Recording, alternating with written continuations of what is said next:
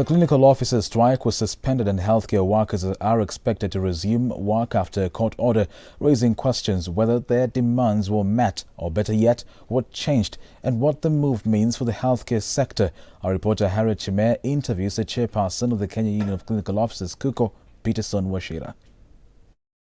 We are joined by Peterson Wachira, the chairman of the Kenya Union of Clinical Officers, as we have a discussion on the healthcare system in Kenya. Thank you so much for joining us. Thanks a lot, Harriet, and thanks for having me.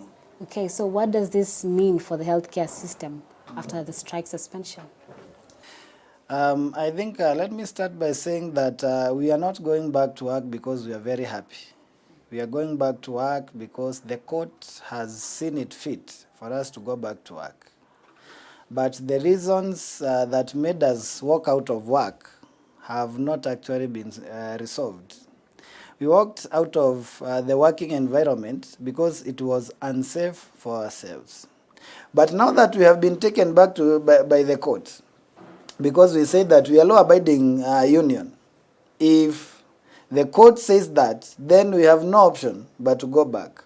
But we shall not deliver services if not provided with the right and appropriate protective equipment to be able to do that in a safe environment. Okay, and were some demands met? So far, for the Ministry of Health, we signed on 1st of January this year. I think the public so has come out, and I remember the CS saying that we were giving Kenyans a New Year's gift. And we agreed on a return to work formula, which is basically a framework towards remedying that now unsafe environment, so that the medics, they can have a conducive working environment when they are fighting this scourge.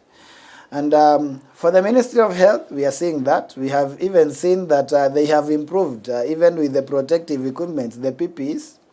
I've not had a lot of outcry from the members, and I know from the few points that I've checked that they're actually providing. For the 47 county governments as we sit here, for any clinic officer who was employed after 2013, after devolution, for any clinic officer who is on contract, they do not benefit from that medical cover.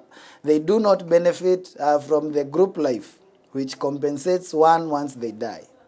So the same problem we had, and now you know that Corona is coming back, COVID, we are going into the third wave, and you don't know how it will be. In the next about 3 weeks, you will not get a bed in any ICU in this country. I can assure you of that. They're already filling up. Okay, and now the strike has been recurrent on and off again and all the time. And so where could the core issue be? The biggest problem with the health sector is the way it is managed. I know sometimes people do not want to talk about it because they don't want to sound political. But until we as Kenyans, we become sincere with ourselves and say the truth, politicization of the health sector was the biggest undoing. Kenyans, being responsible citizens, should also ask questions.